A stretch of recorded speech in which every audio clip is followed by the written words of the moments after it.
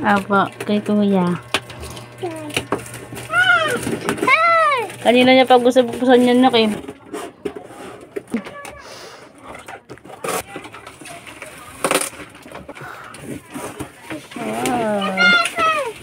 Wow! Wow! Wow! Stand yan. Saka may brake yan. Excited si kuya. Pinipindot siya na.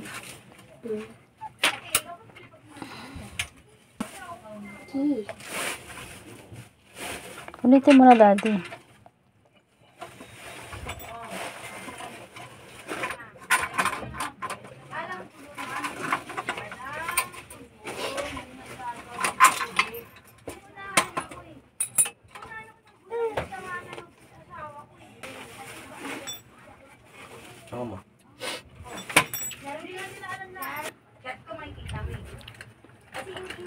Okay na.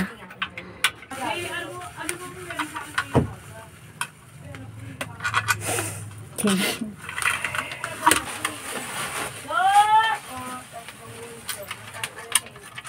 Tapos bubuksan lang. Luluwagan. Ayan, electric na ka. Apa. Thank you po, Daddy. At Mommy. Go, andar. Whee! Tara, labas tayo. Ayan nga po, tuwang-tuwa po si Kuya Kenken. Kaya maraming salamat po sa lahat na nagbigay ng pamasko kay Kuya Kenken. Ayan po yung binili niya, scooter. Pamasko po niya sa sarili niya. Tuwing Pasko po kasi yung mga napamaskuhan niya, siya pero yung tinatanong namin kung anong gusto niyang bilhin. Bukod po sa gamit, binibilan po namin siya ng laruan na gusto niya. At sa ngayon po, ayan po yung gusto niya.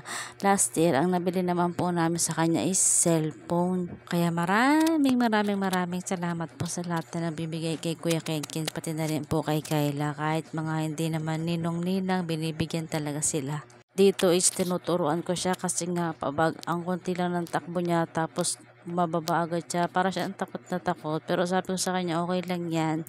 Dahil lang yan nang itry kasi kasama naman sa paglaki yung masemplang eh. Kaso nga lang, yung ilang araw na tapos hindi ko siya nabantayan. Tapos ayun, umuwi siya isang beses. Ang laki ng suugat niya, kabilaan tuhod, nasempla nga siya. Pero sabi ko, ganun talaga, para matuto. Tapos ang tagal gumaling ng sugat na yun, lumagpas ng 1 buwan, tapos hindi talaga gumagaling. Tapos yun, pinagamot na namin siya. Tapos kailangan pala talaga na antibiotic para gumaling. Akala ko pa diabetic siya. Ayun pala sabi ng doktor, nakakalikot daw talaga niya kaya ang tagal gumaling. Ito yung sugat niyo. Pero medyo magaling na yan dyan. Pina-check up namin siya kasi meron na siyang kulani. Masakit daw yung singit niya. Pero ngayon ito na po siya, magaling na.